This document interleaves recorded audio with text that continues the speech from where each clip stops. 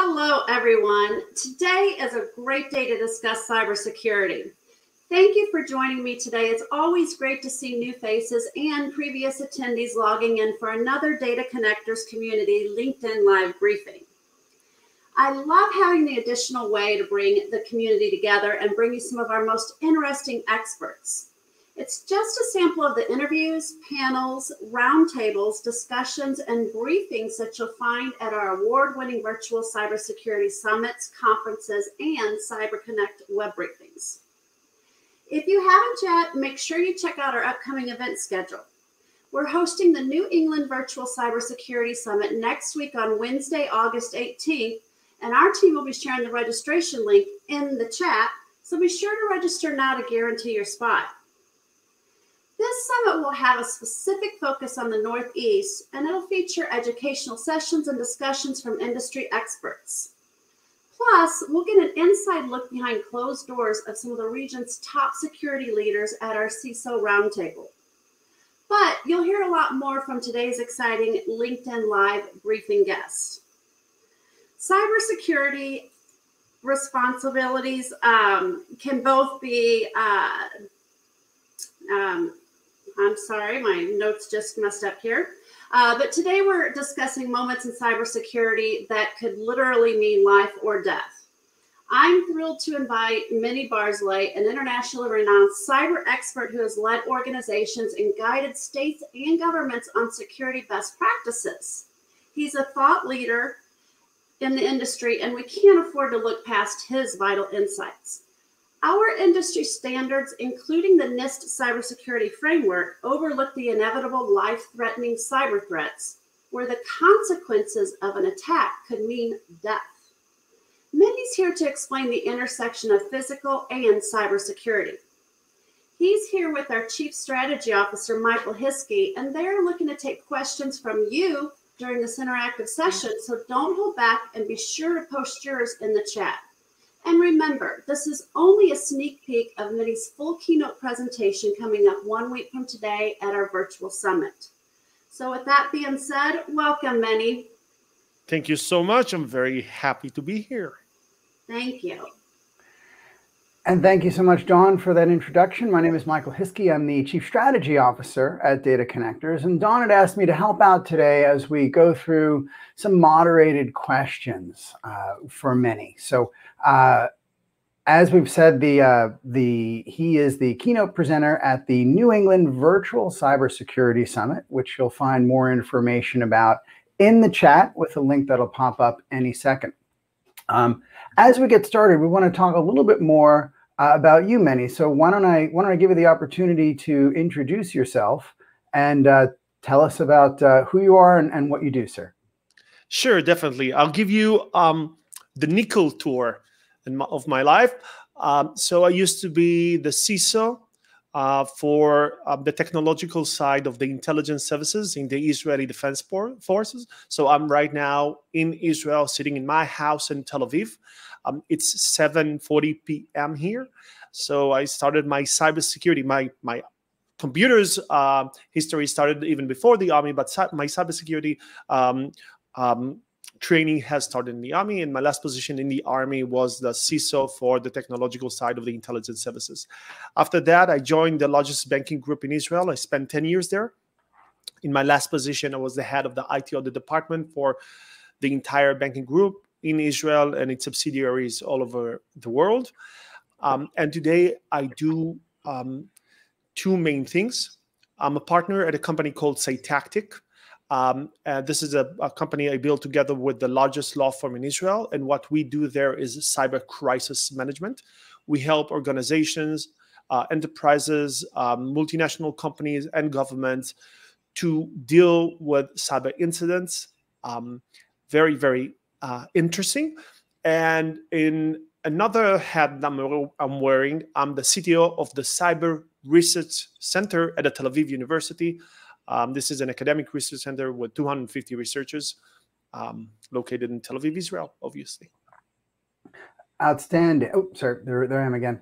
Outstanding. Now, so you wanted to talk a little bit more about the deadly side of cyber in your talk at the keynote. So just introduce that topic for our audience, please. So that's a fascinating topic to me. When I started researching it, I discovered how many incidents that happened in the past had some impact on people's lives. So I don't want to share too much information about the content of the talk. I want people to be surprised and enjoy the content of the talk. But basically what I'm trying to argue is that cyber incidents have already killed people. And it happens from time to time. Some cases were very high profile cases, some unknown, and they will kill again. And it will happen very, very soon. And to me, it seems like the entire industry have not yet taken upon itself the responsibility for protecting people's life. I think that security professionals in most places, not in all places, some places really understand, but in most places, security professionals do not understand that some of their job is protecting people's lives. And to me, at some point in the future, whether it will happen next week or in 5 or 7 years, we will see an incident where a lot of people will die. And it will be very clear, and it will completely revolutionize the cybersecurity industry and the cybersecurity domain. The responsibility that will sit on the shoulders of security professionals will grow.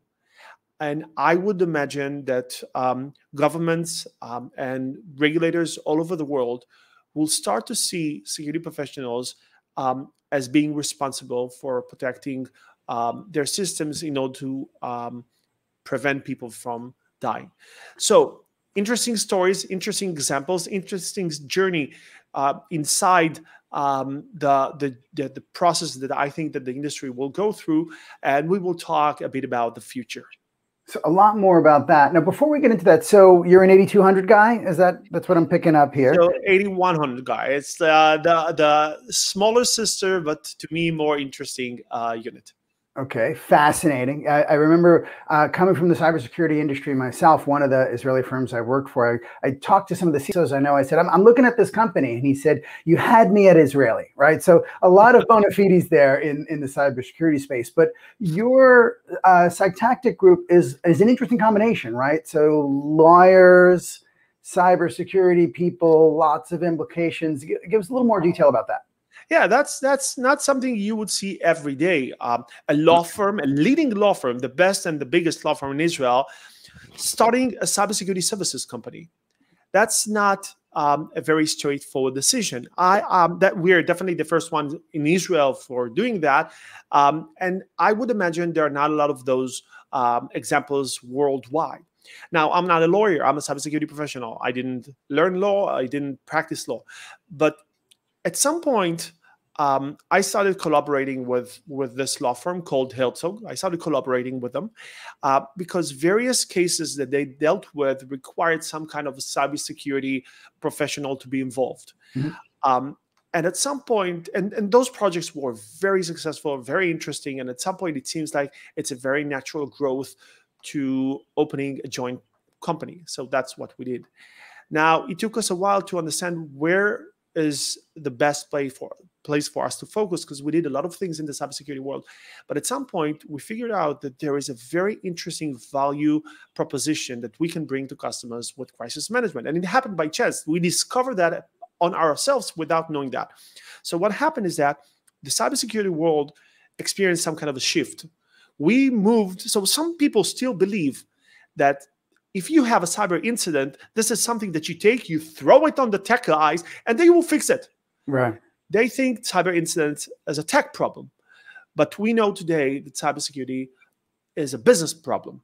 And cyber incident, and inside cyber incidents, most of the decisions that you have to make are actually coming from the business side and not the technological side.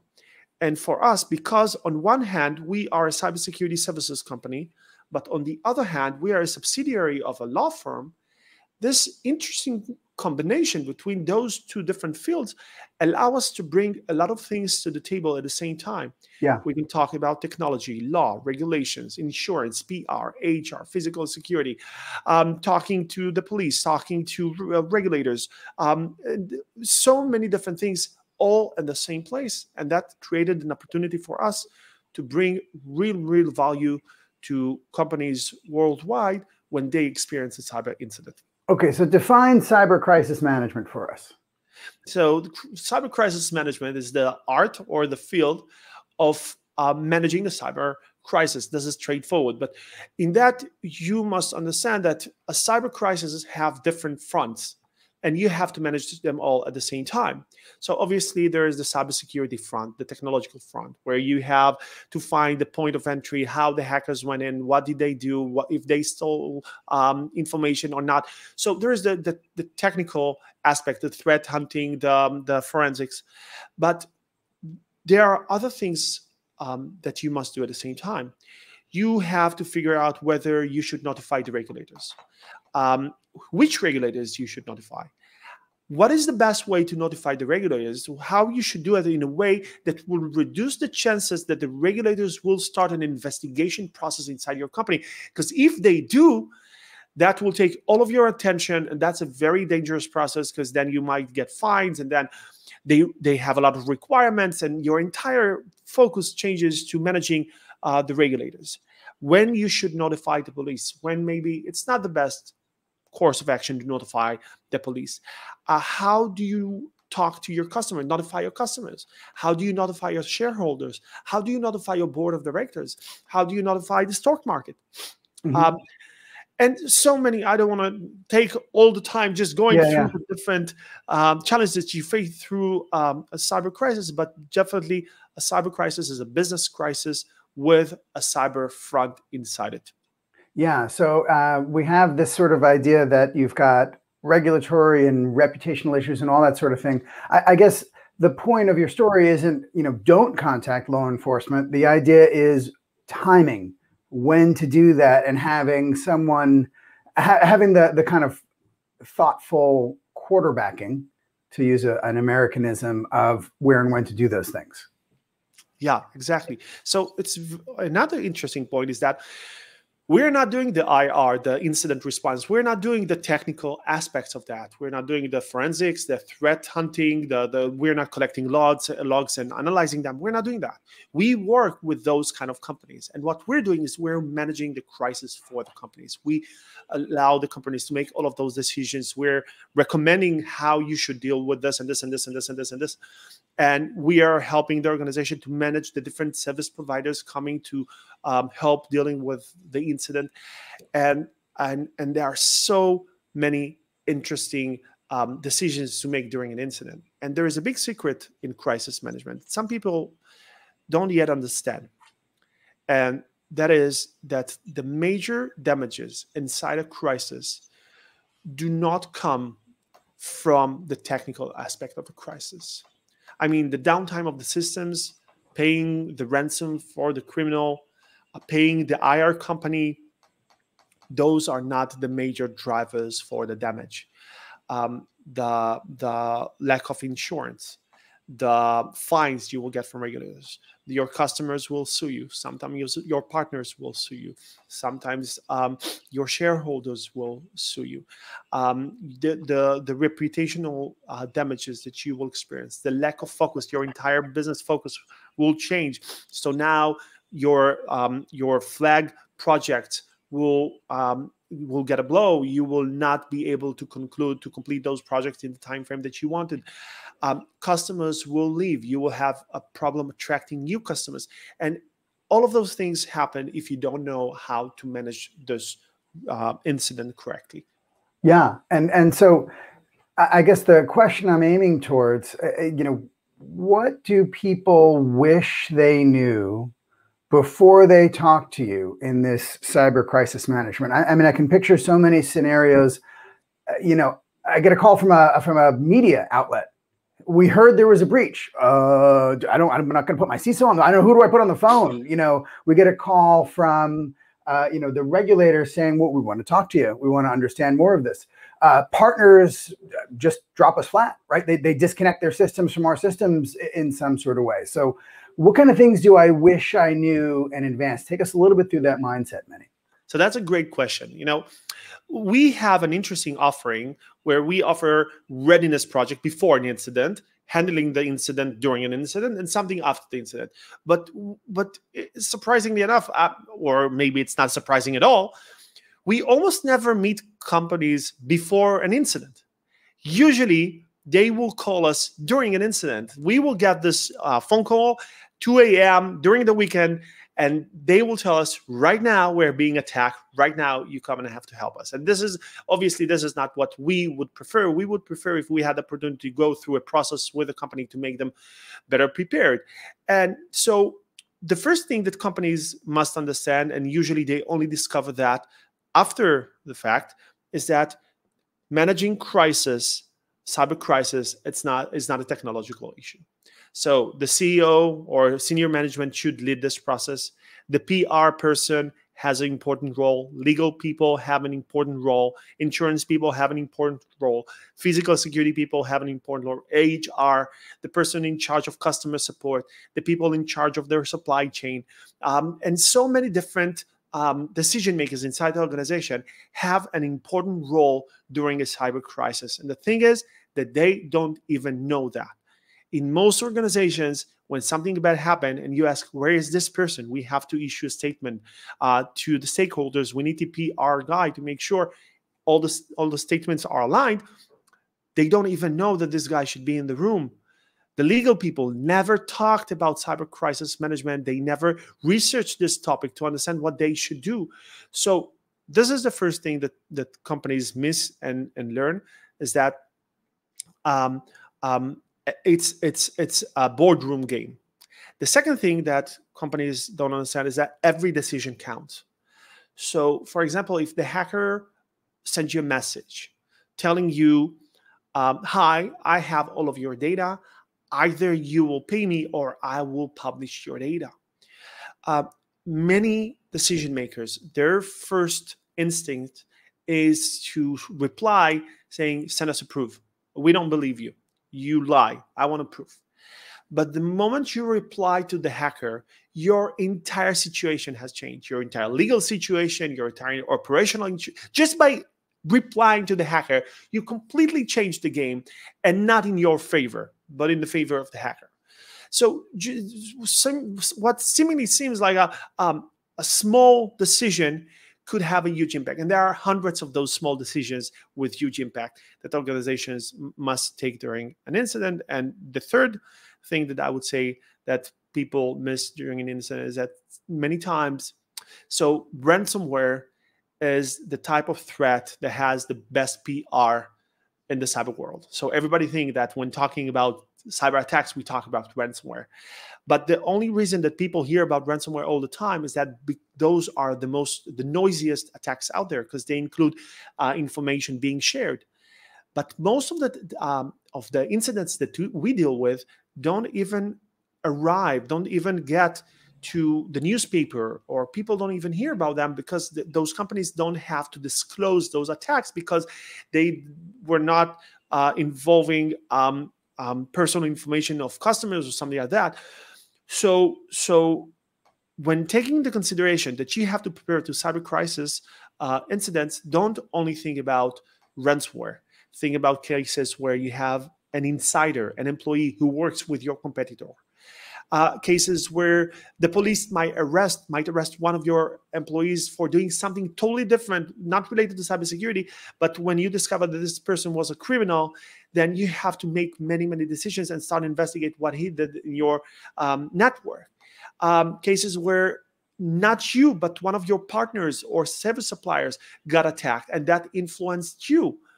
And suddenly you have to manage this crisis. Well, all the information is not inside your company, it's in a different company that has a totally different incentive. They don't want to share information with you. They don't want to work with you because they know that eventually you are going to sue them. So many, many different incidents. Take into consideration all of them.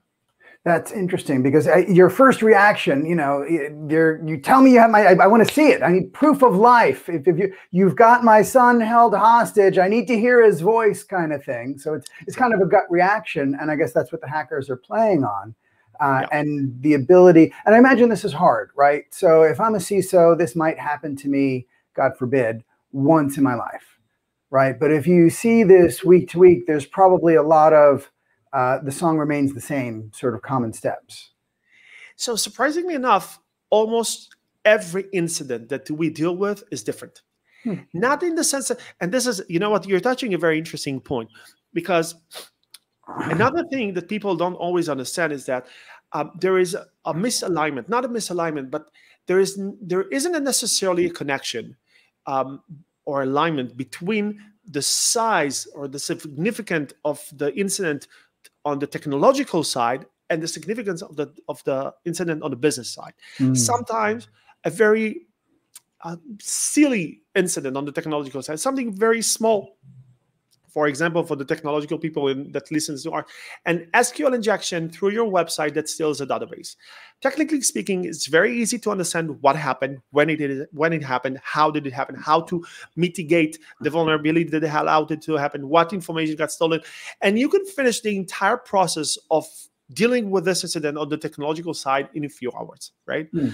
But now in the next week, 2 weeks, 3 weeks, sometimes you have to deal with a significant incident. You have to disclose this information, to start to figure out how do you notify your customers, to sometimes call each and every one of your customers. It depends on your organization, what you're exactly doing. We had an incident with a health organization. So the moment you discover that there was a hacker inside your network, not with the SQL injection example, but a hacker inside your network, suddenly you ask yourself a question whether you can count on the information that you have in your systems, or do you have the obligation to verify each record before you use it in order to treat people? So many, many different things on the business side, which are not exactly aligned on the technological. And it's really the outsize impact. That's the idea. And that's fascinating. I can imagine a hacker go in and say, well, let's just change everybody's blood types in these records. So let's just mess with them. And then, I guess as we sort of talk further about this, and I'm going to segue back into cyber kills in a minute as we start to wrap up here, but there's double extortion, triple extortion, which comes certainly connected to the ransomware. But sometimes what you're saying is relatively menial technological attacks could have a completely outsized financial and impact on the business. Exactly. I totally agree with it. So tell us, I guess, as we start to wrap that up, what else could our audience look forward to hearing about in your keynote presentation next week at the New England Virtual Cybersecurity Summit, Menny? So what we're going to talk, I'm going to start with the story that started it all. The article that I've read that made me think about that. And we will start with this story, and we will figure out what happens when a ransomware or a virus attacks a hospital. And that happened many times during the COVID-19 era. And that's an interesting story. Again, I don't want to ruin the story for people who are about to listen to the presentation, but we're going to go through the process that I've went through and the process that I've done to discover other cases where cyber attack actually killed people, and we will discuss the difference between direct scenarios and domino scenarios. Direct scenarios where cyber attack directly kill people, like hacking someone's pacemaker or insulin pump and so on and so forth, or indirect attacks where information is being leaked and that makes people commit suicide or kill other people. And we will discuss the different futures of those different type of attacks. And then I will challenge the industry with some questions on how we should approach this threat. Because the interesting thing is that, and you said it, Michael, that if you go through the biggest standards in the cybersecurity industry, like the NIST cybersecurity framework and other standards, you will rarely see any discussion about like life-threatening incidents, or how you should manage the responsibility of protecting data that might eventually kill people. And I think this is a very interesting topic to discuss exactly right now during the COVID-19 era. Wow, fascinating. Yeah, Dawn mentioned at the opening sort of NIST frameworks and other frameworks we've seen that don't include really a lot of these kinds of implications. And we're going to hear a lot more about that. I'm very excited about it. In addition to Menny's keynote presentation, we have a second keynote from Jakob Ingerslev. He's from the Hartford Insurance Company, and he's worked on a lot of these. He has a series, you can look him up here on LinkedIn. He has a whole series of articles that are super interesting. He'll be talking a little bit about an overview of the cybercrime ecosystem. So like our audience, they're really pretty read in, Menny. And, you know, we get it. Like the web, what we can see is the tip of the iceberg. There's all this dark web stuff underneath. Jakob has taken an amazing understanding of how to categorize, understand, and really sort of explain it for people up and down the chain. So I know the folks in our audience are looking forward to seeing that. Now, the virtual event environment is like a video game for cybersecurity people. I know it's the first time that you're going to be in the environment, Menny, so it'll be pretty exciting. You could either be in a session or in the solution showcase. We're delighted to have some of the biggest and brightest solution providers in the industry supporting the event. And you could see sort of a listing of some of them there. And you'll hear more information from those folks in the presentations.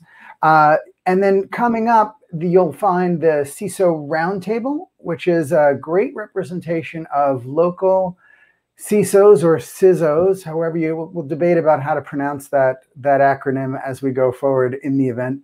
And that'll kind of cap off the end of the day on Wednesday, August 18th for the New England Virtual Cybersecurity Summit. Last but not least, I'm excited to see some folks in person. I know Israel's still kind of closed in many ways, many starting to open up. So we've tried something new here, and we've put together for part of the audience, the folks that are in the Hartford area, the New England Cybersecurity Community Rooftop Reception.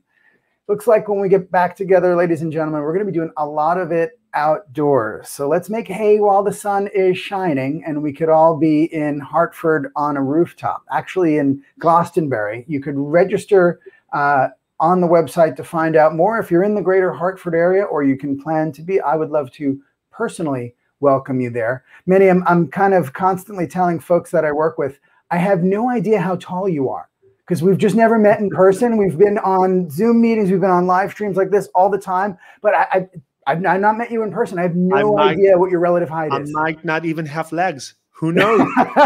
You're right. No, but exactly. I'm pretty tall. I don't know how many in feet, but I'm 190 in centimeters. So. Okay, about 175. You're taller than I am. We could speak both here. Last but not least, there is some other great information. So we do have some in-person conferences coming up. The Cybersecurity Conference Series returns. Our first event will be in LA. Also, very outdoors. We'll have the entire solution showcase outdoors. Dallas, Atlanta, a whole schedule coming up. Virtual summits continue. We plan to have both virtual and physical, virtual summits online and physical conferences that you can actually attend. Now, I've come up with an interesting way of how we're doing hybrid. We're doing an asynchronous hybrid event in LA. So those that can't come to the Los Angeles conference could, of course, join us at the Southern California Virtual Cybersecurity Summit, which covers a larger area, and people could do whatever they're comfortable with. In addition, these LinkedIn Live briefings are fun and free, and they extend the community. There's a number of them coming up. I'm very excited to have a joint partnership with the Canadian law enforcement and U.S. Secret Service to talk about in Canada East. That's coming up later this month.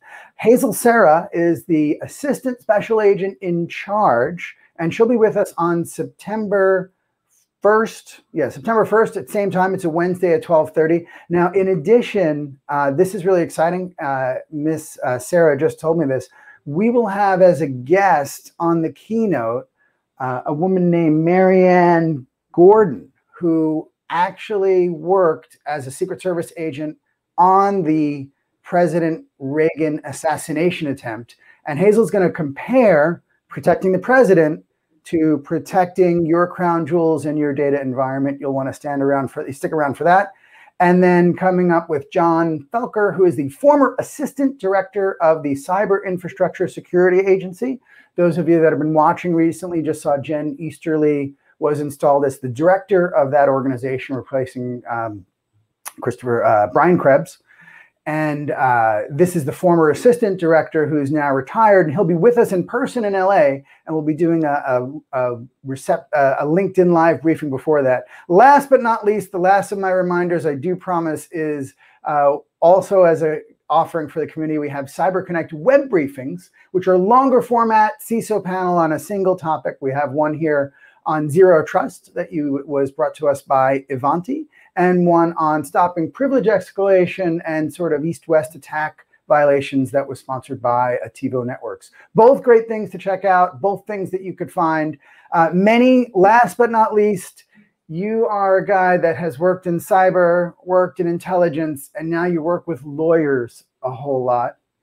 I want you to give our audience, from all of that body of experience, one great piece of advice that they could take with them today and use forever. All you go. On the cybersecurity side, the boring advice: use multi-factor authentication. Tell everybody to do that. It's amazing that there are so many people right now who are still not using multi-factor authentication. The world must do that. It's the best way to avoid people taking control of your account. So on lawyering and cyber, working with all those lawyers, your advice, what kind of lawyerly advice would they give? And have you experienced working alongside those folks for a while now? So don't think that lawyers know everything. If you hire a lawyer to help you deal with cyber aspects, make sure you hire a cyber professional who is also a lawyer, and not a lawyer who says he knows cyber. And if you think a regular lawyer is expensive, imagine how expensive a cyber lawyer must be. That's all the time we have for today. Menny Barzilay from Cytactic, cyber crisis management expert. He'll be our keynote next week for the New England Virtual Cybersecurity Summit. I'm delighted to have him there. I'll be delighted to see all of you. Bring your friends. Menny, thank you so much. Everyone, thanks for joining today. Bye now. Thank you. Bye-bye.